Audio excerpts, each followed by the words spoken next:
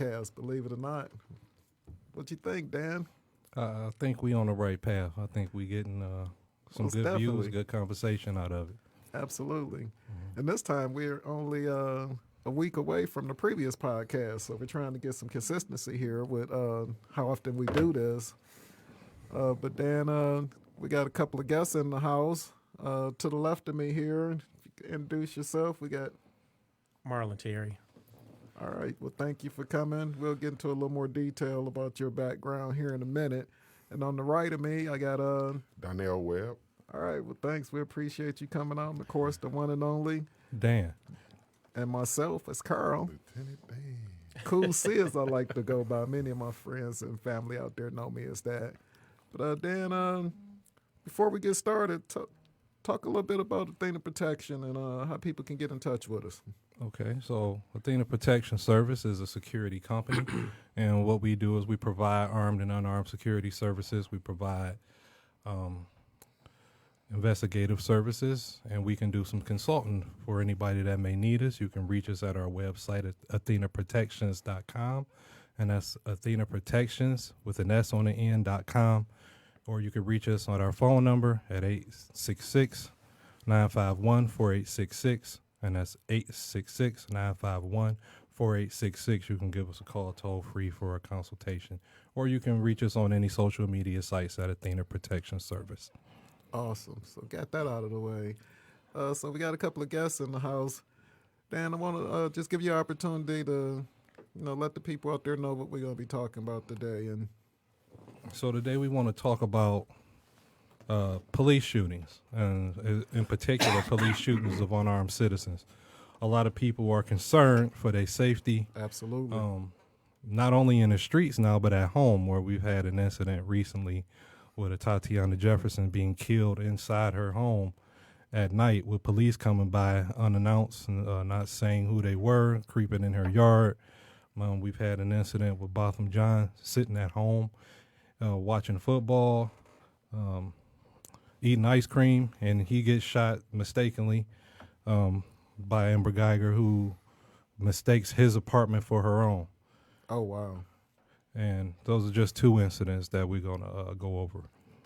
Okay, so give guys thanks for that, Dan. Just to give a little more introduction, starting with you, Marlon, if you could just give us a little bit about your background and what you do, if you don't mind. I'm a retired Detroit police officer, 21 years on the job. I'm also a former Wayne County deputy sheriff. Right now, I'm just enjoying retirement right now and just trying to help Dan out with this. Cool. So you most definitely should have some good insight on this topic today. I'd love to hear your input on this. So this ought to be interesting. Oh, man.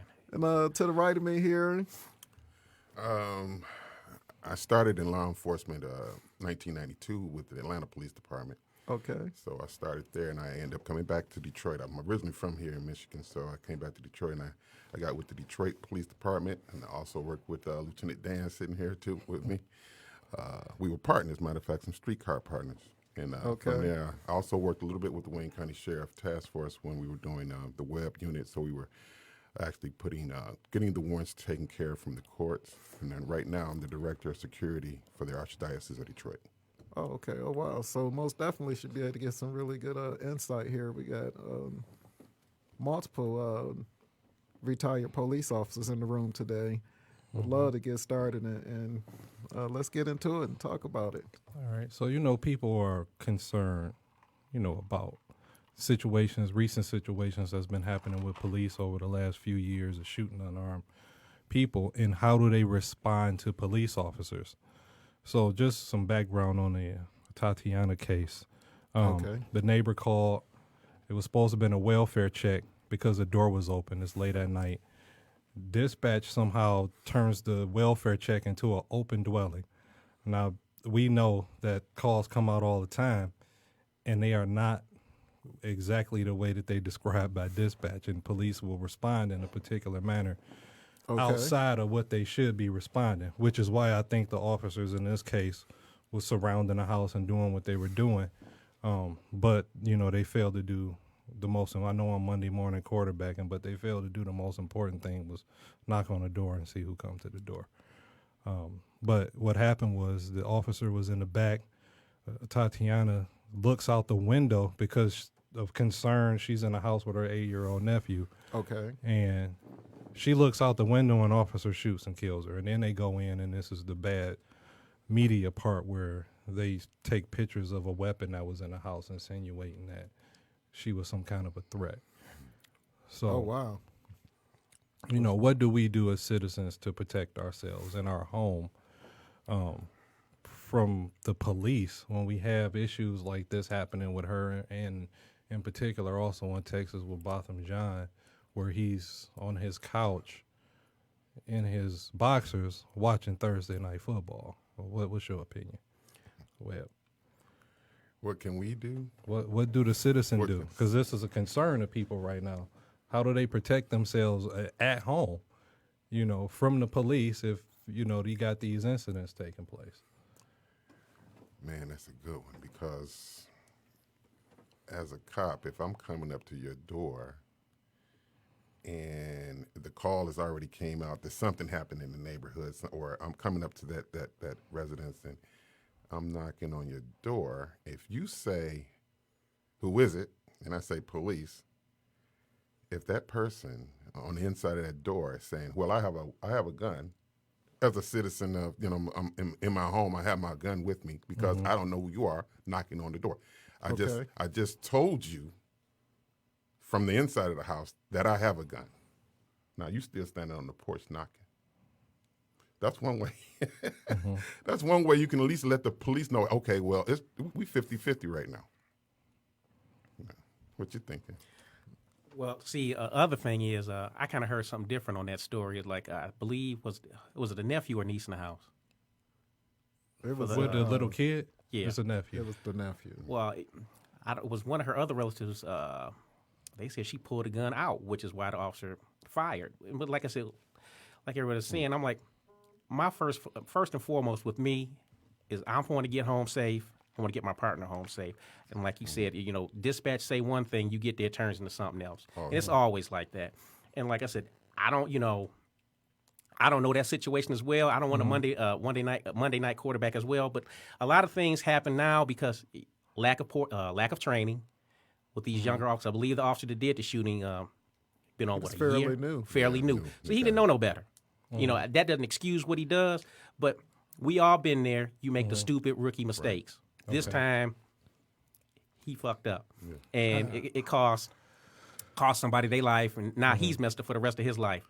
What a citizen can do, you know, That's tough. it's so much stuff going on now. I'm like, you know, they've turned police against people now. So I'm like, you really can't be mad at anybody for having a gun, or I hear it all the time. I don't trust the police. You know, what are you supposed to do at this point? It's incumbent of the department's upper management to get out there in the streets. Like everybody has these neighborhood police. They got to start doing their job. And then a lot of people, they got to stop being ignorant. They got to do their own research. And like I said, go up to the precinct, or like we all said, everybody sees us in that uniform and the badge. They don't see anybody. They don't see that I'm somebody's son, somebody's father, brother, friend. Nobody. All they see is that gun, that badge, and that uniform. They do not perceive any of us as a person. Right. Now, You know, I don't want to say that she was wrong for having a gun. Oh, no, she she's wasn't. a woman in the house with a kid checking to see noises in her yard. So we don't want to bash her or accuse her of doing something wrong because she was checking She to wasn't. see about, you know, some kind of noises or who was in her yard. She had a right to. But you know, this is what I tell a lot of people, and they're like, we're a lot older. And I ask a lot of people that want to get guns now, and I'm like, what are you doing that you need the gun? I'm like, my parents, we didn't have any guns in the house. Well, my father had a BB gun. I don't ever remember him using it. I mean, we lived in a decent neighborhood, and I'm like, didn't need all that. So sometimes for me, I'm just like, what do you need it for in the first place? Because I always say, if you got a gun on you, you going somewhere you ain't got no business going, and then you looking stupid when something happened. If you hadn't have been there in the first place, you know. Right. I mean, just being the devil's advocate here, and I'll tell you, this gentleman, granted it was late in the evening, but I don't know his work schedule. But we just had a gentleman in his early 50s get shot in the face because he had the audacity to go get some gas for his car. And I know I'm guilty of doing that, unfortunately, sometimes 2 times a week, maybe 3. So as a police officer or a police officer perspective, I get that point and I feel you, but we got everyday citizens that are out here just trying to avoid that unfortunate negative element out there. But before we get too far down another road, I really want to get back to, and I appreciate your input, most definitely, to get that other perspective. And, we're going to give you a hug at the end as retired cops, so make sure we do that. Yeah. But I really like you giving that perspective on, just that other side of it because, you're right. And you said something that I really appreciated is too many times, and it can go both ways, but we forget that even though you are the police officer, because every police officer, and today we're most definitely not going to bash police. I know I'm not. I'm surrounded by 3 of you retired. But we want to make sure that going forward, we got to look at everybody as individuals first. I think that's where it starts, like you was kind of hitting on. That's the person, they want to go home safe as well. We have these so-called perceptions of the police, but when they get thick, I know that's the first number I want to dial. Right. So I can't talk about you out this side of my mouth, and then 2 seconds later, as soon as this side of my mouth get me in trouble, I want to call 911. So I get that part of it, but just back to the topic, what are some things that a citizen can do?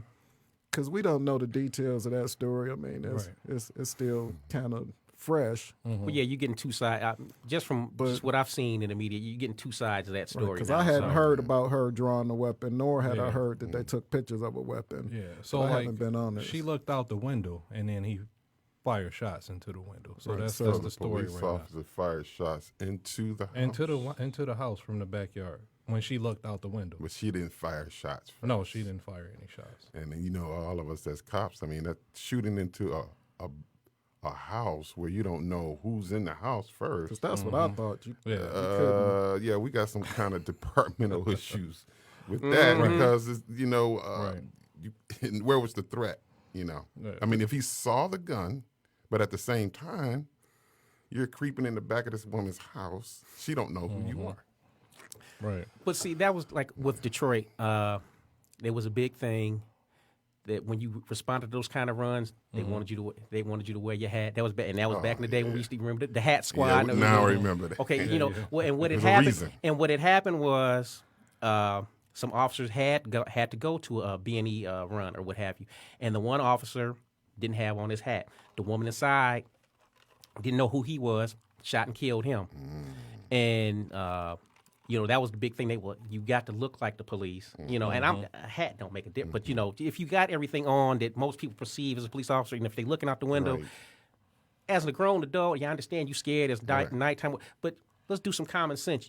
The cap shield going to be visible. You can see the badge and the cops' guns, flashlights, and you're not supposed you hear that radio too. So, but, that's one thing. But like I said, the world has just gotten crazier and crazier, and I honestly, man, it's just a mad world. That's all I can say. And we just caught in the middle. Yeah. Okay. So, again, I guess I want to not beat a dead horse here. Again, let's talk about what is an actual citizen. I mean, there's going to be so many scenarios. I mean, we haven't even touched on the other gentleman and the laws that they tried to incorporate in the defense of that officer in Texas. That was a whole nother story. But what are some things that you guys, with your experiences, that you would maybe recommend? Keep the door locked. Because I'm like, it seemed like it's just like the police just walking in the unlocked door. I'm like, who keeps their door? That was really who keeps their doors unlocked in this day and age? Like with that Amber Guyton thing, I'm like, she was saying she mistaked his apartment for her. Oh. Well, I'm like, well, how did you get in? How did you get in? You talking about in Dallas? Yeah. Dallas. Yeah.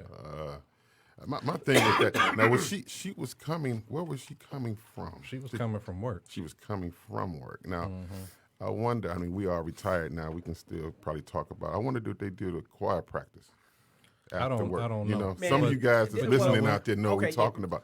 They So didn't- was it choir Interesting. practice Well, after see, I've work been- sometime? see, I've You been know what gone- I'm see, talking I've been about? gone- Y'all know I've what been- choir practice is? Yeah, I've been gone 2 years, and I gotta say, these new kids, they don't have the camaraderie that we had as far as stuff like that, I'm gonna choir need you guys practice. to get back to this choir practice. Yeah. I don't No, look. I no. don't know what they doing in Dallas, But but I'm for just those saying. that don't know, choir practice is when officers get together and they sing about the troubles that they have. No, and they don't. Look, issues he that trying they to, have he with the trying to shoot. department. This is what it is. Yeah, No, and they This- have a drink or two. This is No, yeah. This, no, that's that's what it that's is. that's all it is. At the end of your shift, everybody off the shift. Okay. Before you take you your know, shirt, you take your badge off. Yep. And you Everybody's you in the back. do that. Everybody's in Yeah. the back of the parking lot, and everybody's got it's pre-planned. Right. So everybody's got their little coolers, and everybody's just drinking. Somebody break out a grill. Somebody, yep. Somebody, I'm yeah, sure most of our eating and listeners watch drinking, The you know. Wire and seen Yeah, the notes right, and right, those right. guys out in the back Yeah, parking yeah, lot But eat- see, just in the eat- South yeah, District. eating and drinking in the back of the parking lot, away from everybody else. Okay. Everybody off Just duty. unwinding. Just Right. just camaraderie with the shift. That's it. But Talking we about don't- what was going on and we don't- we things don't like that. know. If We she don't know if Amber Geiger was. No, singing we that don't. night. No, We don't know we if don't- they we even don't have know. choir Yeah. practice in Dallas. But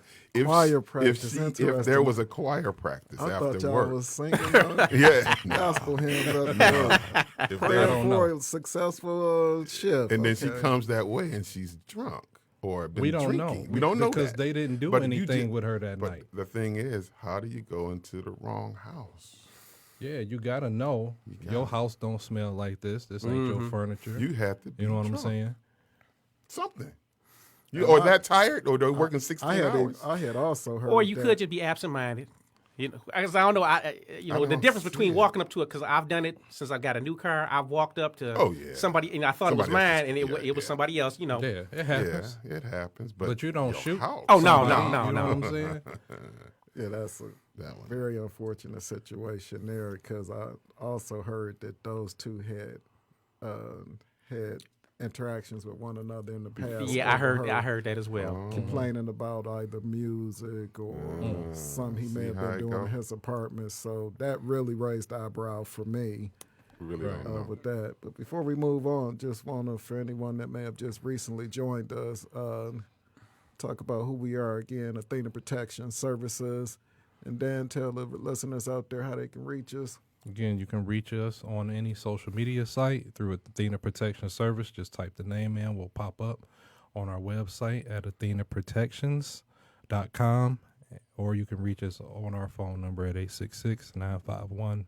866-951-4866. All right, awesome. So, guys, again, back to the topic at hand. We're trying to maybe help that next individual who's in their home. And I know when you're in your home, you feel like you should be able to do whatever you want. If you want to sit there and eat ice cream in your underwear like that young man was doing, or if you want to wander around in your house with your lights out, whatever it is you're doing in your house, you should be able to do it.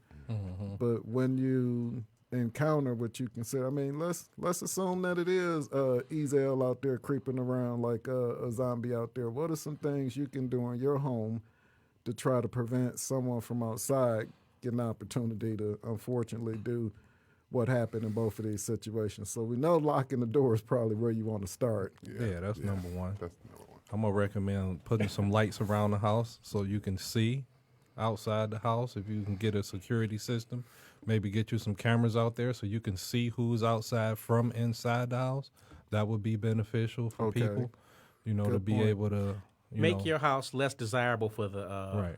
the person, the perpetrator, to want to involve himself with your home. Don't make it easy target. And then as far as police, if you, like I said, if you're calling the police and you have firearms in your home, tell the 911 operator that you're arming yourself so that the police will have some heads up before they get there. Great point. I know some of my previous roles going in and something that we even offer talking about how to handle weapons in the home in one of the classes that we offer. We talk about how... Yep, see, I was going to say, sell that because that's what you do too. Sell that too, right there. Yep, We offer the classes. We do all kind of stuff. We going to get to that. we talk about how the things you should and shouldn't do in your home when it comes to encountering a threat. once they're in the home. But some great points you bring up. Even just hearing on the news, I remember a situation where a family had a break-in on the second floor of the home and didn't have any balconies, anything, but it was just the burglar used their barbecue grill and their patio furniture and made him a makeshift ladder because there was a window on the second story open, and that's how he got into the home. And fortunately, all they did was take some items and no one got harmed. But the husband and wife plus their 6-month-old baby were in the home. He actually came in and closed their bedroom door so that they couldn't hear him rambling around the house. So they woke up to find their I know when I was on the house street, was people burglared. use trash cans a lot. Trash can and roll it up to the window so they Jump could on. jump on it and climb into the house. So if you could secure that somewhere or keep it away where people can't roll it around and use it Just as a make boost to get into the house, that's another thing. just that making people it could too easy. It's a good point. So I want to transition real quick over Okay, to what you traffic got? stops. And when we think of traffic stops, I think of Philando Castile, who was in Minnesota. He was in his car. He got stopped because his brake light was out. And the officer comes up, tell him his brake light was out. His partner's on the other side of the car. Mr. Castile's riding with his girlfriend and his young daughter in the car. The officer tell him what he need, ask him for his license and registration. Mr. Castile then tells the officer, I have a legal registered firearm in his car. Which is what you're taught to do in the class. Yes. The officer then pulls his weapon out and fires 7 shots into the car. That was crazy. Yeah. That's crazy. Oh, man. And as the officer's pulling his weapon out, he's telling them don't reach. And as he told him to get his ID, then he's pulling his weapon out after he told him about his weapon in the car. The officer was telling him don't reach, then fire 7 times into the car. So I know 98% of our listeners, when they get pulled over by the authorities, especially after situations like that and a lot of other ones we don't have enough time today to discuss, I've seen the jokes where the license registration is taped to the steering wheel and you've got your hands out of the car, and we joke about it, but we are, unfortunately, a friend used to say this all the time, it is what it is. So if we can help you get over this pride and trying to, I guess, have a court of law out in the streets as to who's in the right and who's in the wrong on both sides, I feel, and you guys can appreciate that, hopefully, as retired cops, that we got to do what's logical in that situation. It's kind of like if you were to go downstairs and there was a rabid raccoon in your kitchen going through your trash. Now, it's your house, and you have the right to use whatever force you need. But you're not going to tell me in the back of your head, because you probably just, in your pajamas or whatever, that you're not going to be worried about this raccoon attacking you. So I guess you guys are like, where is he going? How do we get to a raccoon? Back to you're in your car, the police officer pulls you over. Again, they want to get home at the end of the day. We all know that. So let's make it safe for them as well as yourself, because you feel like they're scared of you as the citizen. And we need to make sure that both of us get home. So what are some things, without someone feeling like their rights are being violated, that maybe you can suggest to them to help them understand better what you all are going through, what's going through your mind when you come into the car? If you could fast forward to this time, if you guys were still working, how would Turn you them interior recommend turn them interior lights on. Okay. And in all honesty, don't do anything unless the officer tells you to do it. Don't be moving around. When the officer says go for the driver's license or what have you, the information, say I'm reaching for my wallet. Say I'm going over to the glove box. Let them know what you're doing. Like I said, I don't have a problem with an officer pulling a gun out, especially at night, because you don't know what you're running into. Okay. But like I said, firing, that was a little overkill in my opinion. And like I said, just let them know what you're doing. Just what a lot of people don't do is follow directions or follow commands. And they feel, okay, look, you messed up. You had the broken tail light. The officer had the right to pull you over for that. So you in the wrong, more or less. Just do what the man says. And if you do that, 9 times you don't get yelled at, get a ticket. They tell you what it to fix it, and then that's it. Don't be hemming and hawing. Don't be arguing or argumentative with. Just do what they say. And I know I know that's hard for a lot of people because it's hard for me. Even when I get pulled over I now. would be surprised that it would be hard for you. I'm messing with you, Marlon. I said I was going to give you a hug today before we left. That hug is still good. Yeah, that's why I'm in trouble for some stuff now. So, yeah, I totally get it. But like I said, But we appreciate your input. I got 2 grown sons. And, I tell them, when the police pull you over, just do what they say. Just keep your hands where they can see them. Keep the lights on. Because I said, I don't want to get this phone call that one of them done did something. Because I'm like, then I'm going to jail next, so. Understandably, as a parent. Well, like I said, that was like towards the end of my career. That's what I always said. I said, I'm a parent first and a cop second. So again, we got to really, I think, and thanks for that input there, Marlon. We got to really look at it from both sides because you're already frustrated. You might be running late. You feel like you're being targeted, whatever the reason it is. And it's so much easier said than done. But we got multiple police officers here with experience from DPD, which is, I'm sure, one of the most difficult departments to work in the country, I'd be safe to say. And then, if I'm not mistaken, you said you had some Atlanta experience, another city that I'm sure is interesting. So, some good input. Appreciate you guys giving your insight on it. It's always good to hear the other side. I'm not sure what make the officers shoot as fast as they do, because I think we all been in situations where we could have shot people and we didn't. You know what I mean? I've been there. I can tell you, I had a traffic stop on a Sunday morning. I pull this guy over. Old man, get out the car. I didn't tell him to get out the car. So when he got out the car, I got out the car. And then he reached around his coat and he's struggling to pull something out. Wrong move. I pulled my weapon out, but I didn't shoot him because I don't know what he got yet. Ultimately, all he was doing was getting his wallet. But he's not listening to me as I'm giving him commands. Now, if I shoot him, I'm wrong. And I go to jail. And I'm all over the news because I shot a man trying to get his wallet. I think patience is key in a lot of these situations, and just paying attention to what people are doing. Don't jump to conclusions and, just don't, be so quick to pull the trigger or be ready to pull the trigger. You got to be careful and considerate and have some kind of empathy about things when you're dealing with people. Because, it's not, some officers are ready to pull the trigger. That's what they want to do. That's what they're there for. They can't wait for that opportunity because they can articulate why they did what they did. You know what I'm saying? So kind of like what you talked about, Marlon, with the person that has the CPL or is carrying a gun. You kind of touched on. You remind me of my parents growing up.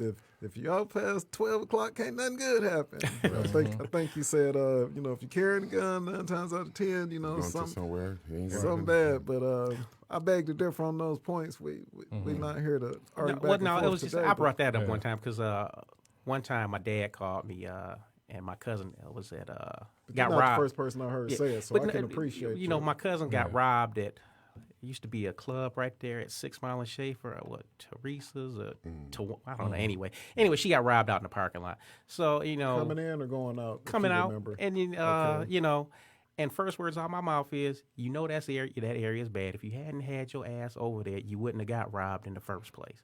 I said, see, this is what I'm talking about. You go in places where you ain't got no business going, and then you looking stupid when something happened. I said, it's everybody's right to go out and have fun. Yeah, maybe she just wanted to go have a good time. I know she was over there for it. But when you say this out, I might go over there tonight. And, but I'm like, see, this is what happens when you go over there. The neighborhood's bad. I said, but you still want to go over there and hang out. And I'm like, then you looking stupid because they done stole your purse and what have you. I just said, be lucky you came out of that with your life and sit here and listen to me cuss you out or whatever. But it's. But I've seen officers being robbed. Oh yeah, that's the other thing. We knew one guy from our precinct that got carjacked. Yeah, and I was like, right off duty. Mm-hmm. Oh, that right after work. That happens a lot. Carjacked. Happens a lot. But you see, you can't get to your weapon when Pookie and them already got theirs out. Oh, okay. So Yeah. they made him lay down behind the car. They're getting ready to shoot him, and they just took off with it. That's an So unfortunate you situation. never know, man. We see both sides, man. I understand. We still But citizens. see, and then see another thing, Still I don't know, citizens. then you got management. With all of this social media now, these things are a blessing and a curse. We talk about them almost Right. every And episode on the podcast. But they're not going anywhere. No, They're gonna get better before. Yeah, It's you know, like gas but fueled cars now versus horses. this stuff gets on social media before it actually gets with the media, and then you've got upper management scrambling. What we got to say? What are we supposed to do?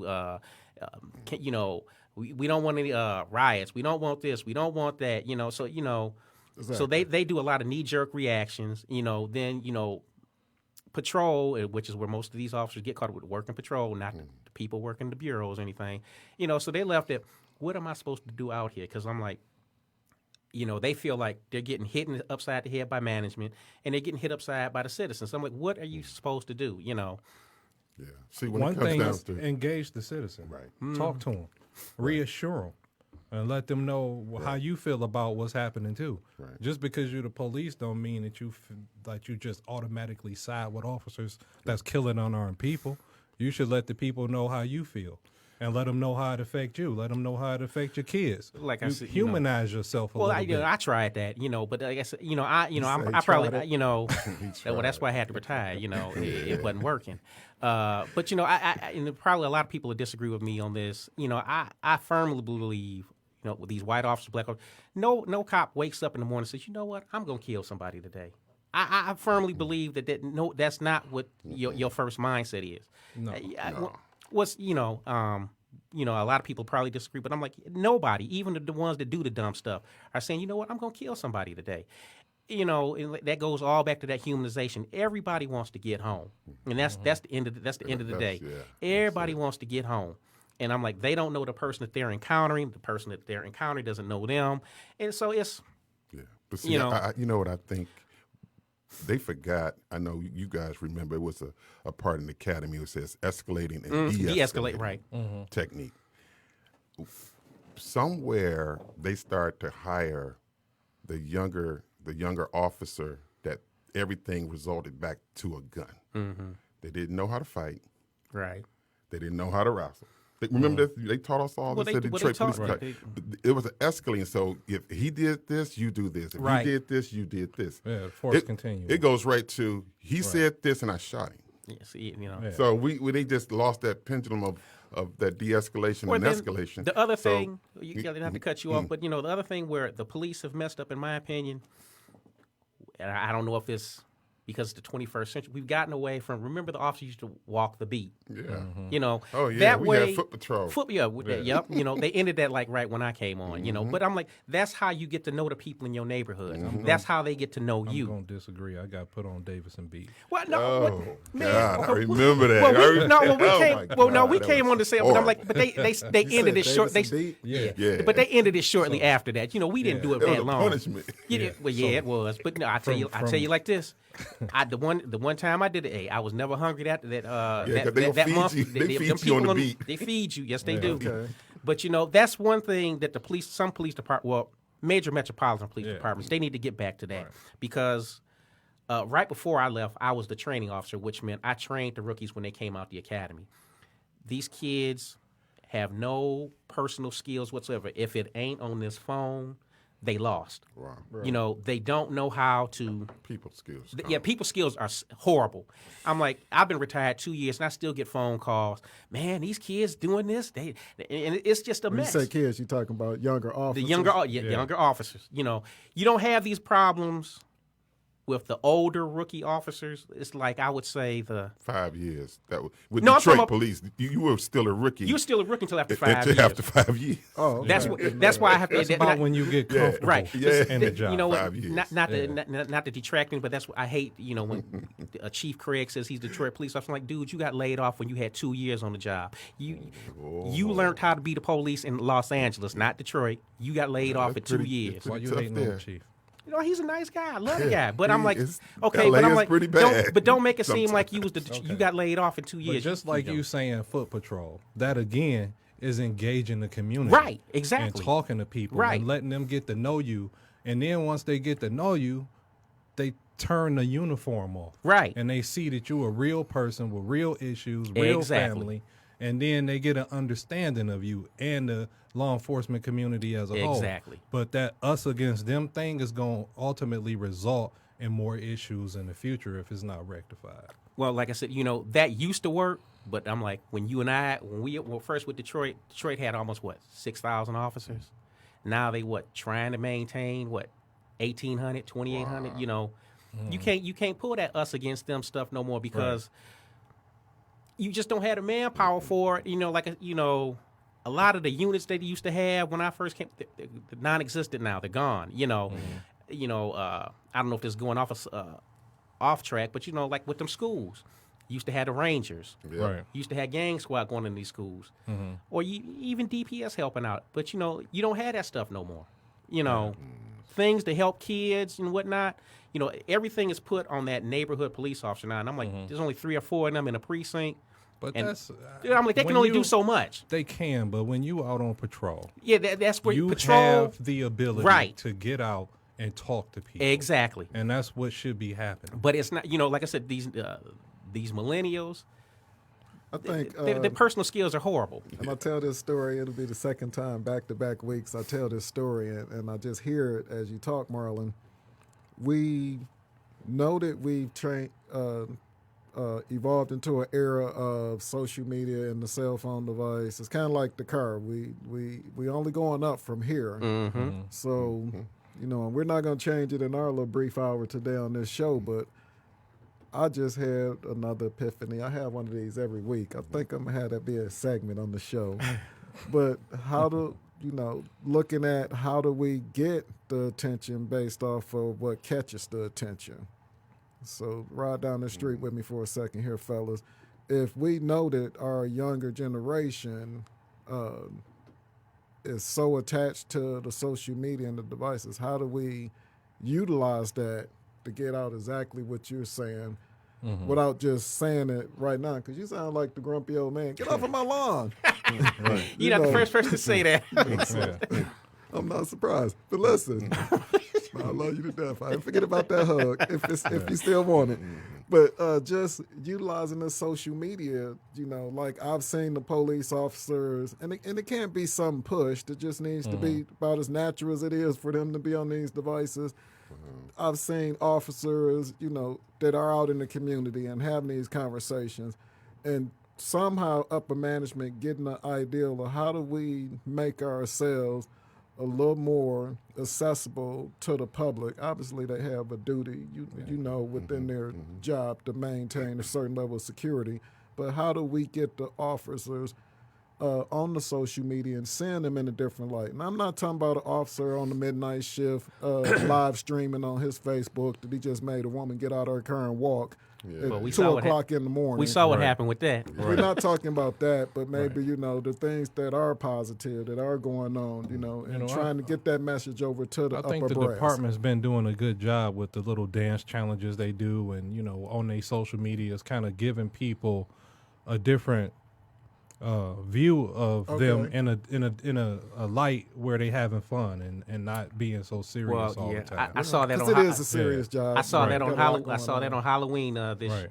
this year. I know I went past at least 3 precincts because they were giving it the trunk or treat or whatever. But I went past the 10th precinct, the 11th precinct, the 2nd precinct, and the lines was wrapped around them buildings.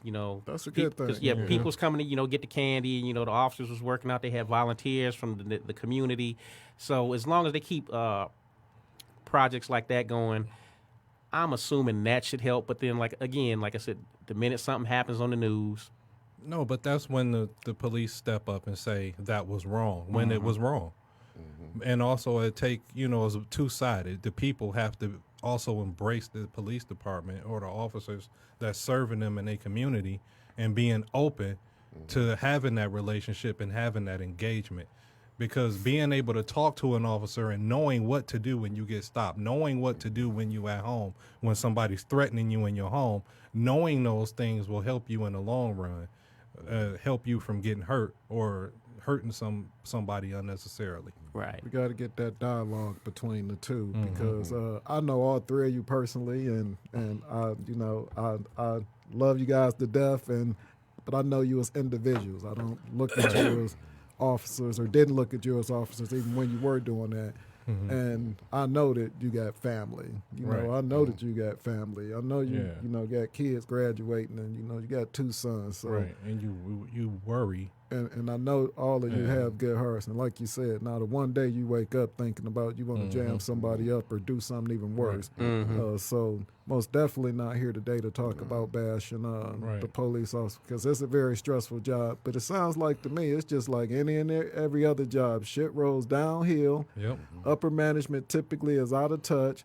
So that's kind of where I was trying to go with it. Is how do we get that upper management?